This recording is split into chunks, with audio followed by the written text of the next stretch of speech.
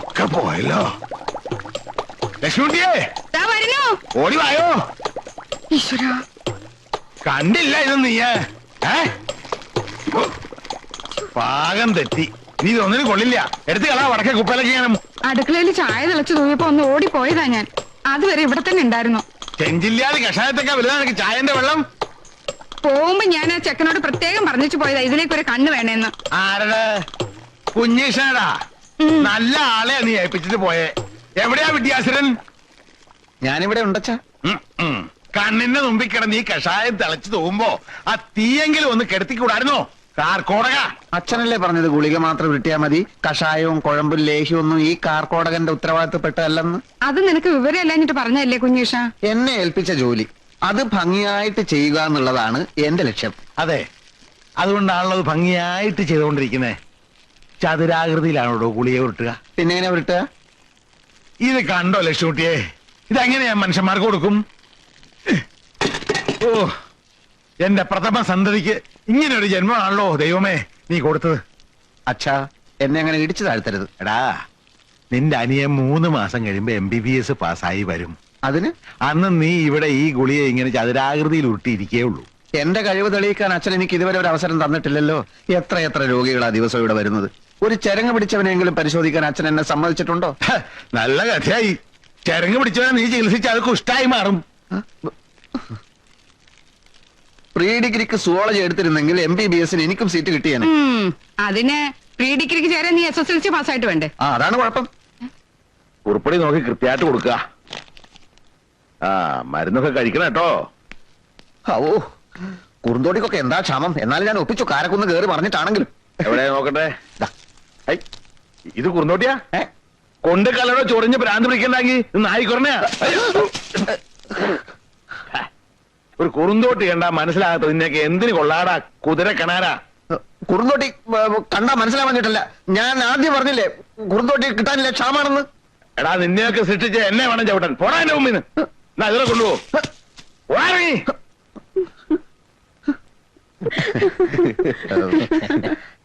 അച്ഛനിപ്പോ പഴയ പോലെ കാഴ്ചയില്ല. കുറുന്തോട്ടിയും നായ്ക്കുരുടെയും കണ്ടാൽ തിരിച്ചറിയാനുള്ള കഴിവില്ല. മാത്രമല്ല, ചികിത്സാ രംഗത്ത് ഞാൻ അച്ഛനെ മറികടക്കുമെന്നുള്ളൊരു ഭയമുണ്ടേ.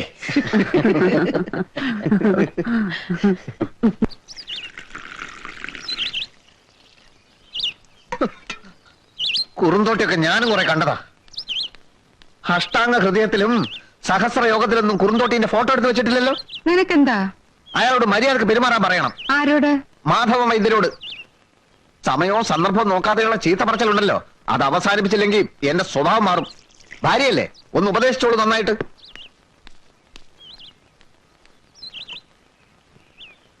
വൈദ്യരെ, വൈദ്യരെ! എന്താണോ? മൂത്തടുത്ത കുമാരൻ ചങ്കൽ പൊട്ടിച്ചു. കവലയിലോട്ട് ഇറങ്ങിയിട്ടുണ്ട്. എത്രയും പെട്ടെന്ന് വന്ന് അവനെ പിടിച്ചു കെട്ടില്ലാച്ചാലേ ആരെങ്കിലും ഒക്കെ ഇന്ന് തീരും. എനിക്കിപ്പൊ പറ്റില്ല. ഇത് കണ്ടില്ലേ, ദൂരദേശത്തൊക്കെ വന്നിരിക്കുന്നവരാ. അങ്ങനെ പറയല്ലേ വൈദ്യരെ. കുമാരന്റെ സ്ഥിതി അറിയാമല്ലോ. ഭ്രാന്ത് ഇല്ലാത്തപ്പോഴേ എന്തിനും മടിക്കാത്തോനാ. നിങ്ങൾ ആരെങ്കിലും ഇന്ന് പിടിച്ചു കിട്ടുക, അപ്പോഴേക്ക് ഞാനങ്ങ് വരാം. അയ്യോ, അവനോട് ആരെടുക്കും? ആനക്കുട്ടിയല്ലേ അവൻ.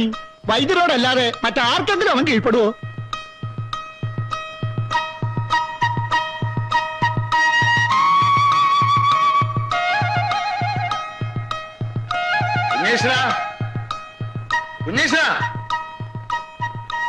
നിന്നെ അച്ഛൻ വിളിക്കുന്ന കേട്ടില്ലേ കുഞ്ഞീഷ? എന്തിനാ? ആളുകളുടെ മുമ്പിൽ വെച്ച് ചീത്ത വിളിക്കാനല്ലേ. എനിക്ക് തീരെ ടൈമില്ലെന്ന് പറഞ്ഞേക്ക്. ചീത്ത വിളിക്കാനല്ല മോനെ, നിന്നെ ഒരു ജോലി ഏൽപ്പിക്കാൻ പോവാ ഞാൻ. എന്ത് ജോലി? ഒരു ചെറിയ ജോലി. നമ്മളെ മൂത്തേരത്തെ കുമാരനെ കവലയിലേക്ക് ഇറങ്ങിയിട്ടുണ്ട്, ചങ്ങല പൊട്ടിച്ച്. അവനെ ഒന്ന് പിടിച്ചു കെട്ടു നീ. എന്റെ അമ്മേ, നിങ്ങൾ എന്തായി പറയണേ? എളുപ്പത്തിൽ നടക്കുന്ന കാര്യമാണോ അത്? അല്ല, ഇവനല്ലേ എപ്പോഴും പരാതി പറയാൻ ഒരു അവസരവും കൊടുക്കണില്ലാന്ന്. ഇതാ അവസരം വന്നിരിക്കണു. ഏറ്റെടുത്ത് ചെയ്യട്ടെ. അല്ല, ഇപ്പോ ഈ കുമാരന്റെ പ്രശ്നത്തിൽ കുമാരനൊരു പ്രശ്നവുമല്ല. ഏൽപ്പിച്ച പണി ചെയ്യാൻ ധൈര്യം ഉണ്ടോ നിനക്ക്? ധൈര്യക്കേടല്ല. ഇപ്പൊ ഈ കുമാരന്റെ ഭ്രാന്ത് എന്ന് പറയുമ്പോൾ ഈ ഉന്മാദത്തിന്റെ ഈ പിത്തക്കൂറലുകളായി പേടിയുണ്ടെ നീ അത് പറയടാ. വെറുതെ ഞഞ്ഞാന്ന് വർത്താനം പറയാതെ. ഒന്നും അറിയാത്ത ഈ ചെക്കനെ കൊണ്ട് കൊലക്ക് കൊടുക്കാൻ നിങ്ങൾ? ഒന്നും അറിയാത്ത ചെക്കനോ? അമ്മയും തുടങ്ങിയ അച്ഛനെ പോലെ ഈ മാതിരി പ്രയോഗങ്ങള്. അച്ഛന്റെ വെല്ലുവിളി ഞാൻ സ്വീകരിക്കുന്നു. കുമാരനെ ഞാൻ തളയ്ക്കും.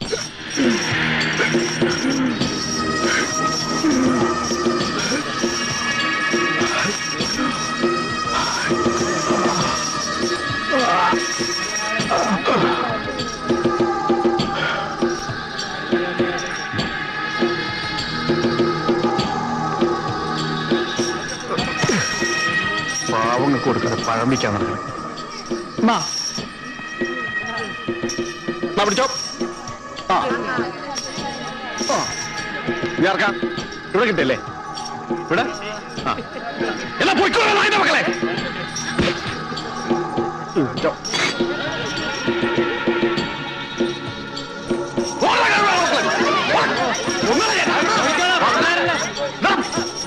പണം കിട്ടിയപ്പോഴേക്കും പിന്നെയൊക്കെ ഞാൻ എന്താടാ എന്താണോ നോക്കണേ? കൊല്ലില്ല.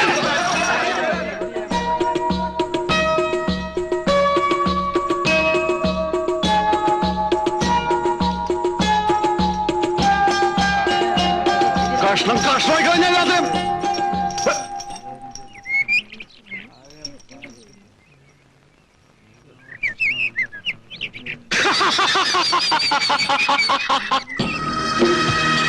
വാടാ വാ. നിന്നെ തന്നെ എനിക്ക് കിട്ടേണ്ടത്. നിന്റെ തന്ത കൊണ്ടുള്ള ക്ലാപ്പിലെ കള്ളവൈദ്യര് കഴിഞ്ഞ പോലെ എനിക്ക് ഭ്രാന്താണെന്ന് പറഞ്ഞാൽ പിടിച്ചു കെട്ടി. എവിടെയാവൻ?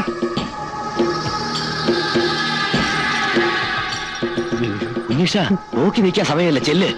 മൂത്തിരിക്കുകയാണ്, ചെല്ല്. വൈകുന്നേരം ചെന്ന് പോയി ചെല്ല്, പോയി ചെല്ല്. കുട്ടി ചെല്ലമ്മേ. വാടാ.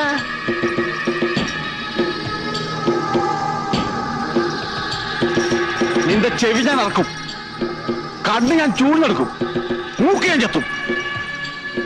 എന്നിട്ട് ഇതെല്ലാം ചേർത്ത് ലേഖ്യം ഉണ്ടാക്കി എന്റെ തന്തയെ തീറ്റിക്കും. കുമാര, എന്നെ ഉപദ്രവിക്കരുത്.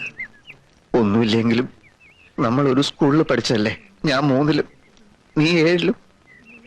നിനക്ക് ഓർമ്മയുണ്ടോന്ന് അറിയില്ല. ഒരു ദിവസം നീ എന്റെ ചോറ് കട്ട് നിന്നിട്ട് ഞാൻ മാഷന്മാരോടൊന്നും പറഞ്ഞില്ല. അതാണ് കുമാര സ്നേഹം. ഞാൻ നിന്നെ ഒന്ന് കെട്ടിക്കോട്ടെ, ഇതെന്റെ അഭിമാനത്തിന്റെ പ്രശ്നമാണ്. അതുകൊണ്ടാ. നിനക്ക് എന്നോട് ഇത്ര സ്നേഹമുണ്ടെന്ന് ഞാൻ വിചാരിച്ചില്ലടാ. നാട്ടുകാരെല്ലാം പറഞ്ഞ എനിക്ക് ഭ്രാന്താണെന്നാണ്. കെട്ടിക്കോ, നീ തന്നെയാണ് എന്നെ കെട്ടത്.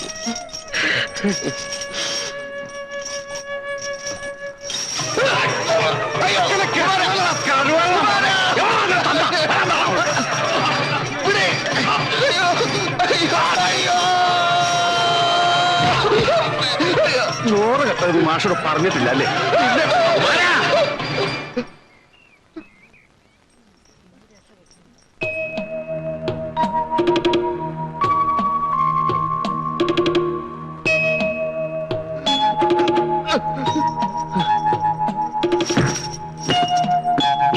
ഒരു കഴിക്ക് എത്തിക്കൊണ്ടുവരാ.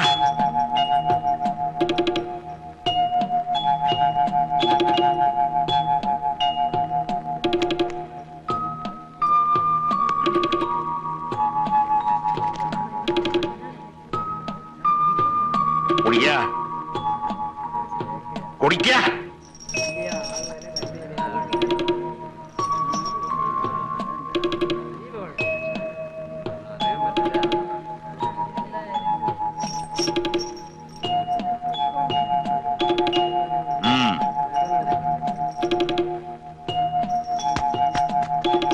കുമാര വരിക.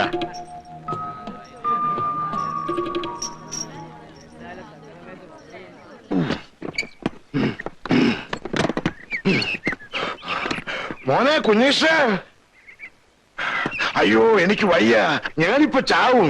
എന്തിനമ്മാവ ഇത്ര കഷ്ടപ്പെടുന്നത്? ഒരു 5 ഉറുപ്പ്യ കൊടുത്താൽ ആരെങ്കിലും സഹായിക്കും. 5 ഉറുപ്പ്യ കൊടുത്താൽ എനിക്ക് 10 പ്രാവശ്യം താടി പിടിക്കാം. നിനക്കറിയോ? നീ ഒരു കൈയും തള്ളിക്ക്. അല്ല, എനിക്കിപ്പൊ കുറച്ച് തിരക്കണ്ട, ഞാൻ നാളെ വരാം. അല്ലടോ, താൻ എന്റെ കൂടെ വാ.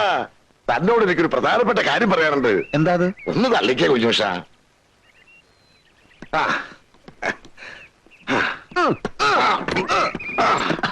എന്താ അമ്മാവ പറയാനുണ്ട്? അതൊക്കെ പിന്നെ പറയാം. നീ ഒന്ന് ശരിക്ക് തള്ളേ. ഞാൻ ശരിക്കും തള്ളുന്നുണ്ട് അമ്മാവ. ഇപ്പൊ എങ്ങനെയുണ്ട്? കൊള്ളാം കൊള്ളാം, ഇപ്പൊ കൊള്ളാം. എന്നാൽ ഇനി കാര്യം പറ. പറ്റൊന്നുമല്ല, നിന്റെ കല്യാണത്തിന്റെ കാര്യം തന്നെ. ഒരമ്മാവനെന്ന നിലയ്ക്ക് ഞാനല്ലേ ഈ കാര്യത്തിൽ മുൻകൈ എടുക്കേണ്ടത്. അച്ഛനുമായിട്ട് സംസാരിച്ചു, നിന്റെ കല്യാണം അങ്ങ് ഉറപ്പിച്ചു. നേരാണോ അമ്മാവ? ഇക്കാര്യത്തിൽ ആരോടാ നുണ പറയുന്നത്?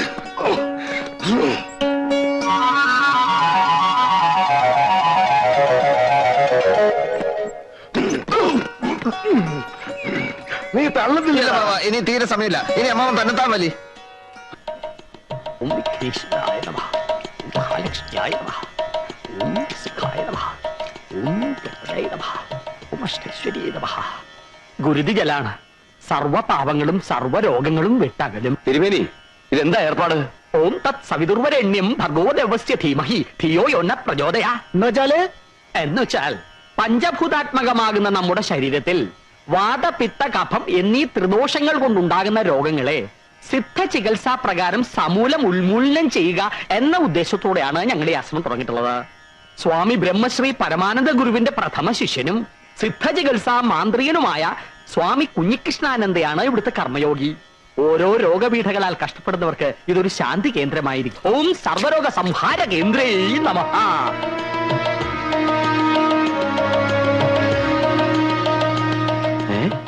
ഇത് നമ്മൾ മരിച്ചുപോയി എന്ന് പറഞ്ഞ കുഞ്ഞീഷ്ണല്ലേ? കുഞ്ഞുഷ്ണൻ ജീവനോടെ തിരിച്ചു വന്ന കാര്യം അറിഞ്ഞില്ലേ? ഇല്ല. അതിന് ഇവൻ എവിടുന്ന് വൈദ്യം പഠിച്ചു? ആർക്കറിയാം. എല്ലാം പരിത്യജിച്ചു. ഗുരുവേ നമഃ. എങ്ങനെയോ ഗുരുസന്നിധിയിൽ എത്തിപ്പെട്ടു. ഗുരുവേ നമഃ. രോഗപീഠകളെ കുറിച്ച് അറിഞ്ഞു. ഗുരുവേ നമഃ. ആർത്തന്റെ കണ്ണീരൊപ്പാനാവട്ടെ ശിഷ്ടജന്മം എന്ന് നിശ്ചയിച്ചു. ഗുരുവേ നമഃ. അത്ര തന്നെ. ഗുരുവേ നമഃ. മാർഗേ, നിങ്ങളുടെ തട്ടിപ്പ് തരയുടെ ഒന്നും എന്റെ വീടിന് മുമ്പ് വെച്ച് വേണ്ട. ശംഖ് കൊടുപടിയൊക്കെ എടുത്ത് അറിയിക്കൂ. ഞങ്ങൾക്ക് ഇവിടെ കിടന്ന് തുടങ്ങണം. സ്വാമി, ഏതാണ് ഈ ഭ്രാന്ത? നിൽക്കവിടെ.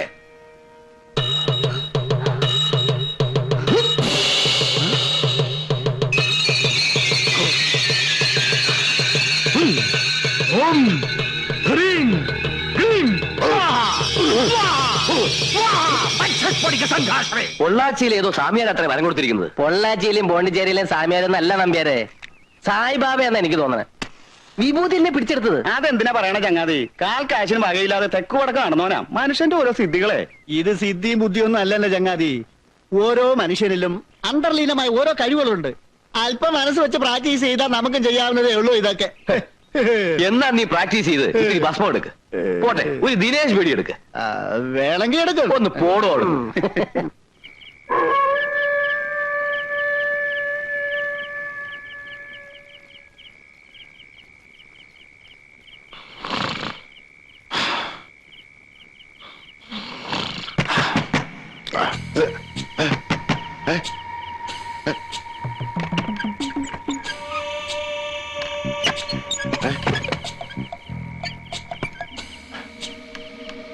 സാവിത്രി,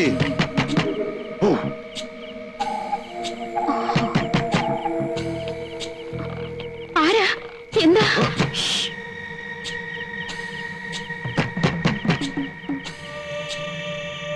ടൗണിന്ന് വരുന്നവരാണേ, ഒന്ന് വേഗം തുറക്കണേ.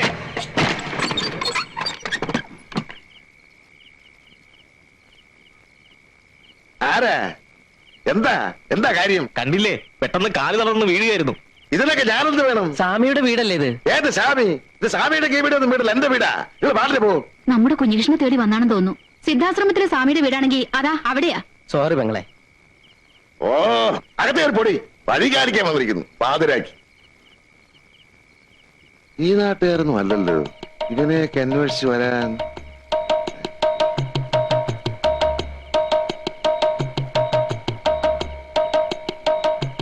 മരിച്ചുപോയി.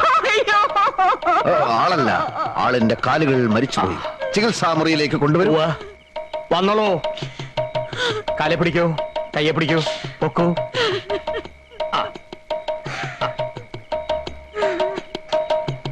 ദേ, പൂജ്യപാദമേ ശരണം, പൂജ്യപാദമേ ശരണം എന്ന് മനസ്സിൽ ഉരുട്ടോളൂ. പൂജ്യപാദമേ ശരണം, പൂജ്യപാദമേ ശരണം, പൂജ്യപാദമേ ശരണം, പൂജ്യപാദമേ ശരണം. വന്നോളൂ.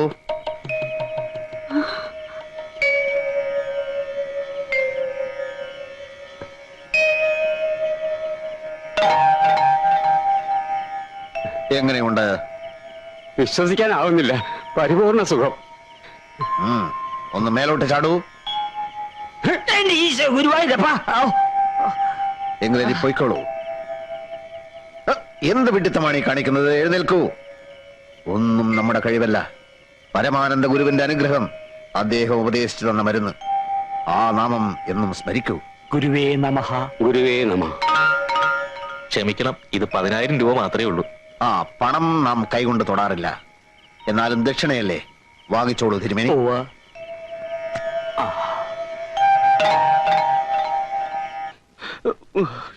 ഒന്നുമില്ല, ഇപ്പൊ മാറ്റിത്തരാം. സുമര, ഒരു ഗ്ലാസ് വെള്ളം എടുത്തേ.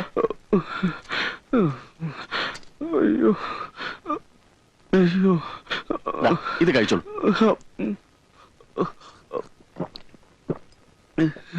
ഒരു 10 മിനിറ്റ് പുറത്തിരുന്നോളൂ. വേദന മാറിയിട്ട് പോയാൽ മതി. സുമര, അടുത്ത ആളോട് വരാൻ പറയും. അയ്യോ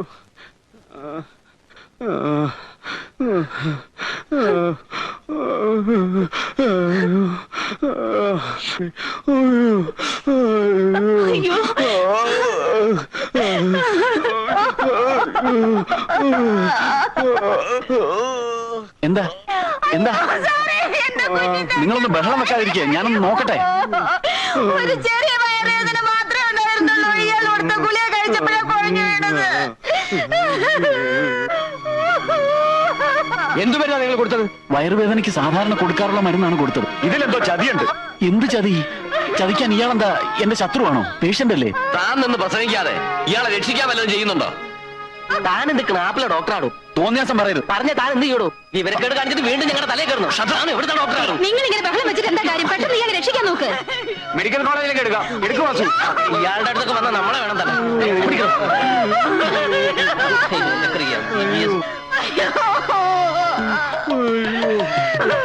എന്താ നിക്കൂ എന്താ പറ്റിയേ? ഒന്നും പറയേണ്ട തിരുമേനി, വയറ്റുവേദനയ്ക്കുള്ള മരുന്ന് മാറ്റി കൊടുത്തിട്ട് ഇപ്പൊ ആള് തട്ടിപ്പോയെന്നാ തോന്നുന്നത്. ഓ, മെഡിക്കൽ കോളേജിലേക്ക് കൊണ്ടുപോവാ. ഈ സഹോദരരെ അവിവേകം കാണിക്കില്ലേ? മെഡിക്കൽ കോളേജിലേക്ക് എത്തുമ്പോഴേക്ക് ഇയാളുടെ അസംബ്ലി പൊളിയില്ലേ? സിദ്ധാശ്രമത്തിലേക്ക് കെട്ടിയെടുക്കൂ, ഗുരു ഉണ്ടല്ലോ അവിടെ. അങ്ങോട്ട് കൊണ്ടുപോവാ. ഈ യുക്തിവാദികളൊക്കെ ഉണ്ടല്ലോ, തെരഞ്ഞു പിടിച്ച് തല്ലുകയാ വേണ്ടത്. ദൈവമില്ല, അമാനുഷികമായ ശക്തിയേ ഇല്ല എന്നൊക്കെയാണല്ലോ ഇവിടെ പ്രചരണം. ഇതുപോലെ മരിച്ചുപോയ ഒരാൾക്ക് വീണ്ടും ജീവൻ കൊടുക്കാൻ ഈ യുക്തിവാദികളെ കൊണ്ട് പറ്റുള്ളൂ? താനെന്തിനാ എന്റെ അടുത്ത് ചൂടാവുന്നേ? ഞാനെന്താ യുക്തിവാദിയാ?